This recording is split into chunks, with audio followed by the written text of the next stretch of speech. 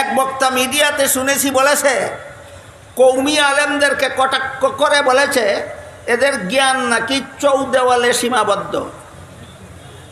কৌমি আলেমদের জ্ঞান চৌদেওয়ালে সীমাবদ্ধ, এই জন্য কৌমি আলেমরা নাকি এই একামতে দিনের পথে বাধা হইয়া দাঁড়ায়। কি গুড়ার ডিম শিখছো তুমি একামতে দিন? কৌমি আলিমরা একামতে দিনের পথে বাধা হয় না, একমাত্র কৌমি আলিমরাই ইসলামের সহি আকীদা রক্ষা করে। এই সহি আকীদার একটু আল্লাহ কোরআনে একামতে দিন বলছেন। তো কৌমি আলিমরা সহি আকীদা নষ্ট করে না সহি আকীদা রক্ষা করে? তাহলে তুমি ফালতু বক্তা একামতে দিনের পথে কৌমি আলেম বাধা হইয়া দাঁড়ায়, এই ফালতু কথাটা শিখলা কোথায়? এই ফালতু বক্তা আর এক বক্তৃতার মধ্যে বলে, নবীর বিবি খাদিজা রাদিয়াল্লাহু তাআলা আনহা জীবনে কোনোদিন একবেলা নামাজও পড়েননি। খাদিজা রাদিয়াল্লাহু তাআলা আনহা জীবনে কোনোদিন একটা রোজাও রাখেননি। খাদিজা রাদিয়াল্লাহু তাআলা আনহা জীবনে একদিনও পর্দা পালন করেননি। বেটা বেয়াদব নবীর বিবি সম্পর্কে মন্তব্য করতে তোর কলিজা কাঁপে না? এই ফালতু বক্তা অনেক দিন আগে আর এক বক্তৃতায় বলেছিল, নামাজ পড়লে জান্নাতে যাওয়া যাবে এমন কথা কোরআনের কোনো আয়াতে নাই। আমি গত রমজানে আপনাদের বন্দরবাজার মসজিদের তাফসীরে কোরআন শরীফের বিভিন্ন আয়াত বের করে উল্লেখ করে বলে দিয়েছি, কোরআনের অমুক আয়াতে তমুক আয়াতে আল্লাহ বলেছেন নামাজ পড়লে জান্নাত পাবে, নামাজ পড়লে জান্নাত পাবে। বেটা তুই কোরআন শিখছস কার কাছে? এই সমস্ত ফালতু কথা ইসলামের নামে একামতে দিনের নামে বলতে বলতে বলতে বলতে লাগাম ছাড়া হয়ে গেছে, তার শিরা হয়ে গেছে, দড়ি শিরার অবস্থা ধারণ করেছে। তারপরে যখন মানুষ তাকে গাঞ্জাখুর বলা শুরু করেছে, তখন তার পক্ষ থেকে কিছু লোকে প্রতিবাদ করা শুরু করেছে। যারা প্রতিবাদ করেছে এদের প্রতিবাদের পর্যালোচনায় আমি যেতে চাই না। শুধু তার একজন আইনজীবী, সে যখন জেলে ছিল তখন তার যে আইনজীবী জেল থেকে মুক্ত করার কাজ করেছিল, সেই আইনজীবী একটা কথা বলেছে, এটা আমার কাছে গ্রহণযোগ্য। সেটা হইল, এই বক্তারে নাকি বিগত সরকার জেলখানা নিয়ে দীর্ঘদিন পর্যন্ত অত্যন্ত কঠিনভাবে নির্যাতন করেছে, যে নির্যাতনের কারণে তার বর্তমানে ভারসাম্য, মাথার মস্তিষ্কের ভারসাম্য ঠিক নাই। আমার কাছে এইটা গ্রহণযোগ্য। এই ফালতু বক্তার আইনজীবী যে কারণ দর্শাইছে এটা আমার কাছে গ্রহণযোগ্য। মাথা খারাপ না হইলে নামাজ পড়ে জান্নাতে যাওয়া যাবে কোরআনের কোনো আয়াতে নাই, এমন ফালতু কথা বলতে পারে না। মাথা খারাপ না হইলে নবীর বিবি জীবনে কোনোদিন নামাজ পড়েননি বলতে পারে না। মাথা খারাপ না হইলে নবীর বিবি কোনো একদিন একটা রোজাও রাখেননি বলতে পারে না। অথচ আপনাদের জানা থাকার কথা, 5 বেলার নামাজ ফরজ হওয়ার আগে সাহাবায়ে কেরাম এক বেলা নামাজ পড়তেন, সেইটা হইল ফজরের নামাজ। তাহলে বিবি খাদিজা ফজরের নামাজ পড়েননি?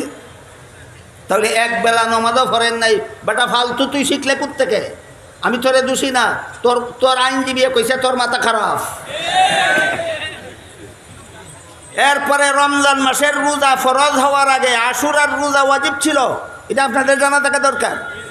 রমজানের রোজা ফরজ হওয়ার আগে আশুরার রোজা ওয়াজিব ছিল। রসুল নিজেও রাখতেন, তার সমস্ত সাহাবাগণকে রাখতে বলতেন। তাহলে বিবি খাদিজা আশুরার রোজা রাখছেন না? এই বেটা মাথা খারাপ, বিবি খাদিজা জীবনে একটা রোজাও রাখছেন না। ফালতু কথাটা শিখছস কার কাছে? এই জন্য আমরা এই সমস্ত সমালোচনায় যাব না কেন? তার আইনজীবী কইছে তার মাথা খারাপ। আইনজীবী কি কইছে? মাথা খারাপ।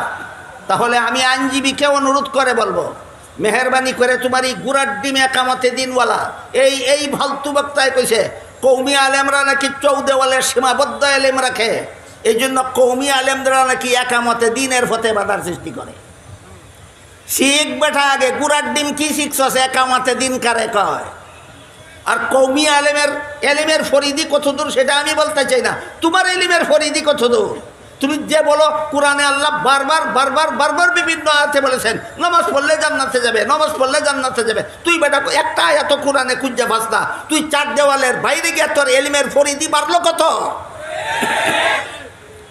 কাজেই আমরা এই সব কথা বাদ দিয়া শুধু তার আইনজীবীর কথাটা আমি গ্রহণ করি।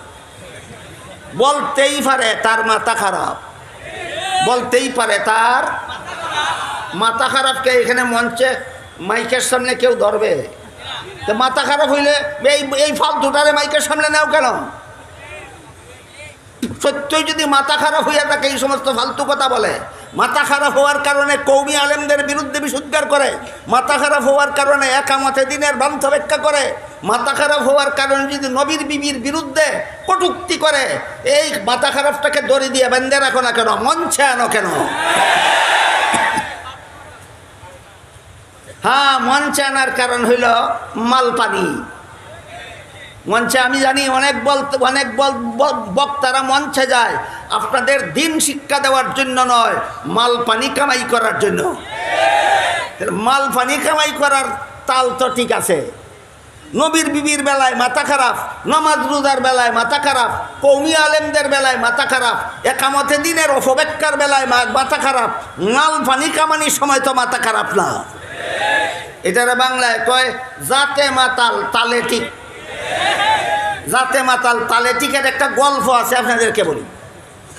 এক কৃষকের বাড়িতে একটা কলা গাছে কলার সরি বলেন আপনারা, একটা কলার সরি পাকছে, সবগুলি কলা খাইতে পারবে না, এই জন্য বাজারে বিক্রি করার জন্য নিয়ে রওনা আছে।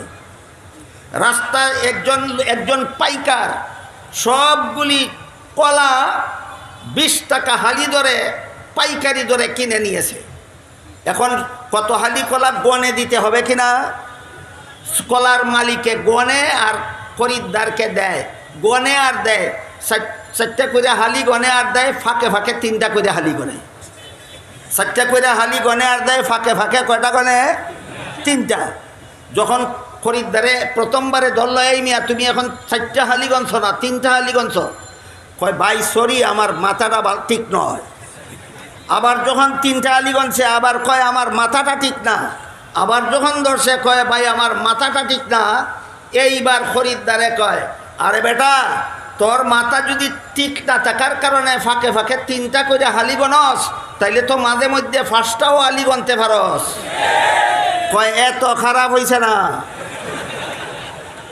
5টা হালি গনার মতো খারাপ হইছে না, 3টায় হালি গনার মতো খারাপ হইছে। এই ফালতু বক্তার মাথা খারাপ হইছে মাল ফানি দোকানির ব্যাপারে মঞ্চে না আসার জন্য মাথা খারাপ হয়েছে না, নবীর বিবির সমালোচনা করার জন্য এই ফালতু বক্তার মাথা খারাপ হয়েছে। একামতে দিনের অপব্যাখ্যা করার জন্য ফালতু বক্তার মাথা খারাপ হয়েছে, কোরআনের অপব্যাখ্যা করার জন্য ফালতু বক্তার মাথা খারাপ হয়েছে। মাল ফানি কামানির বেলায় মাথা তালে ঠিক।